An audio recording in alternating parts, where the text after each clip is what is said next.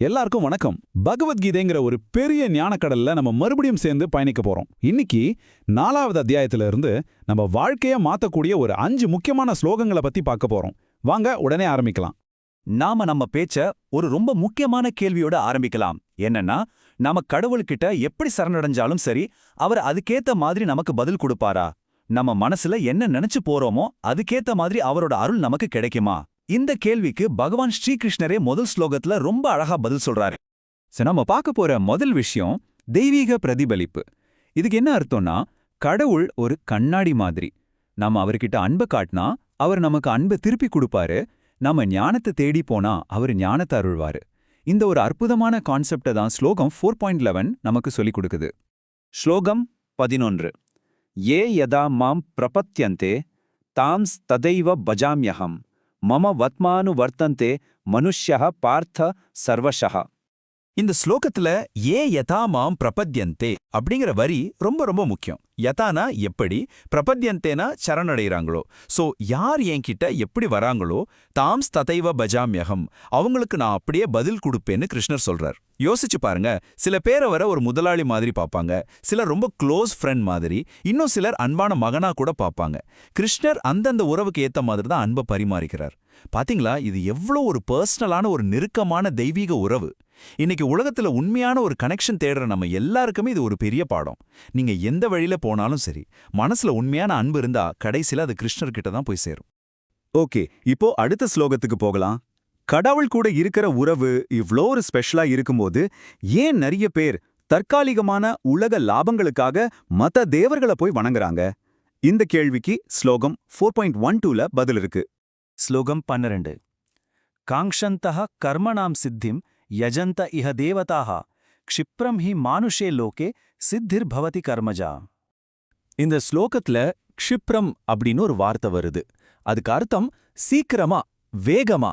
இந்த உலகத்துல நாம செய்யற எல்லா வேலைக்கும் உடனடியா ரிசல்ட் வேணும்னு எதிர்பார்க்கிறோம் இல்லையா? இது கிட்டத்தட்ட இன்னைக்கு இருக்கிற இன்ஸ்டன்ட் கிராட்டிஃபிகேஷன் கல்ச்சர் மாதிரி தான். அந்த மாதிரி உடனடி வெற்றிக்காக தான் மக்கள் தேவர்களை வணங்குறாங்க. ஆனா இங்க நாம புரிஞ்சுக்க வேண்டிய முக்கியமான விஷயம் என்னன்னா, அந்த பலன்கள் எல்லாமே டெம்பரவரி தான். இந்த உலகமே ஒரு நாள் அழியும் போது அந்த வரங்களும் அழிஞ்சு போயிடும். ஆனா ஒரு புத்திசாலி என்ன பண்ணுவான், இந்த சின்ன சின்ன தற்காலிக லாபத்தை எல்லாம் தாண்டி எது நிரந்தரமோ அந்த கிருஷ்ண உணர்வை தேடி போவான். இப்ப நாம ஒரு ஆழமான தத்துவத்துக்குள்ள போக போறோம். கிருஷ்ணர் தான் இந்த முழு சமூக அமைப்பையும் உருவாக்குனார்.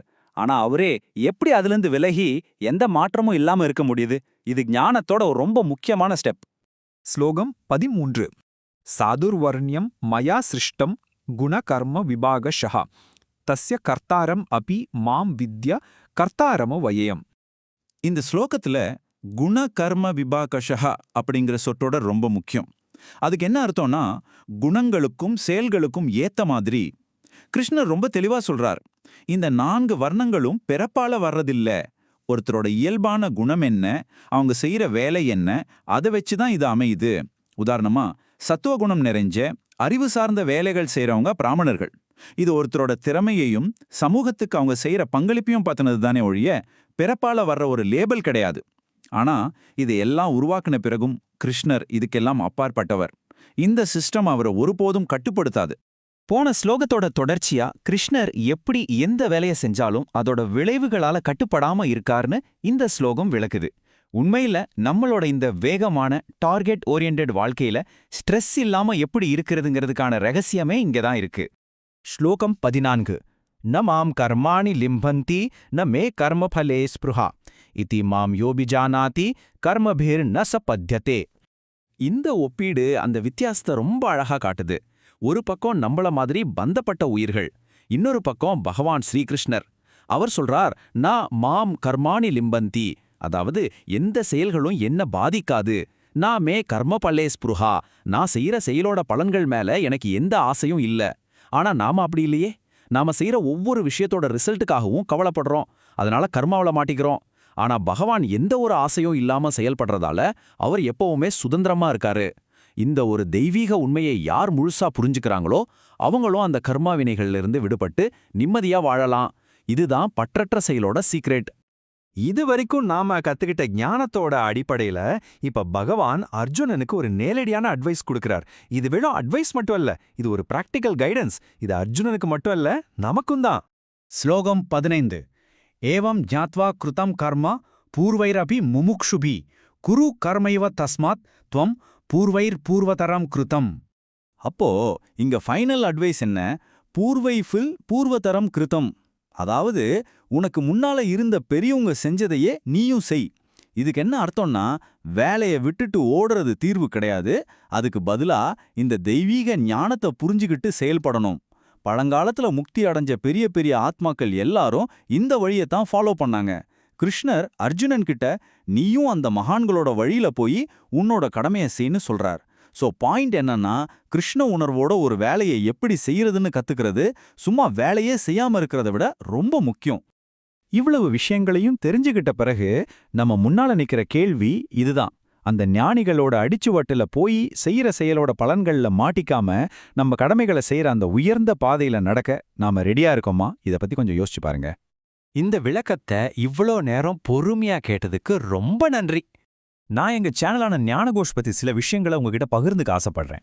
ஞானகோஷ் ஒரு பன்மொழி சேனல். இங்க நாங்க ஆங்கிலம், ஹிந்தி, மராத்தி, தமிழ், மலையாளம், கன்னடம், தெலுங்கு, குஜராத்தி, பெங்காலினும் பல மொழிகள்ல ஆன்மீக ஞானத்தை பகிர்ந்துக்கிறோம். இன்னும் நிறைய மொழிகள்ல கொண்டு வரதுக்கும் வேலை செஞ்சுட்டு இருக்கோம். சனாதன தர்மத்தோட காலத்தால் அழியாத பொக்கிஷங்களை ரொம்ப எளிமையா தெளிவா உங்களுக்கு அர்த்தமுள்ளதா கொண்டு வந்து சேர்க்கறது தான் எங்களோட நோக்கம். எங்க சேனல்ல ஸ்ரீமத் பாகவதம், பகவத்கீதை, சௌந்தர்ய லஹரி, லலிதா சஹஸ்ரநாமம், தெய்வத்தின் குரல், மகாராஷ்டிரா மற்றும் வங்காளத்து மகான்களோட கதைகள், ஆதிசங்கரோட தெய்வீக வரலாறுன்னு பல விஷயங்களை பத்தி தினமும் வீடியோக்கள் பதிவிடுறோம். இது எல்லாமே பல மொழிகள்ல உங்களுக்கு கிடைக்கும். எங்களோட இந்த முயற்சி உங்களுக்கு பிடிச்சிருந்தா தயவு செஞ்சு ஞானகோஷ் சேனலுக்கு சப்ஸ்கிரைப் பண்ணுங்க. அப்போதான் நாங்க தினமும் போடுற வீடியோக்கள் உங்களுக்கு உடனுக்குடன் வந்து சேரும். மறக்காம இந்த தெய்வீக ஞானத்தை உங்க குடும்பத்தினர், நண்பர்கள்னு எல்லாரு கூடயும் பகிர்ந்துக்கோங்க. லைக் பண்ணுங்க, ஷேர் பண்ணுங்க. சனாதன தர்மத்தோட ஒளிய நாம எல்லாரும் சேர்ந்து பிரகாசிக்க செய்வோம். நன்றி.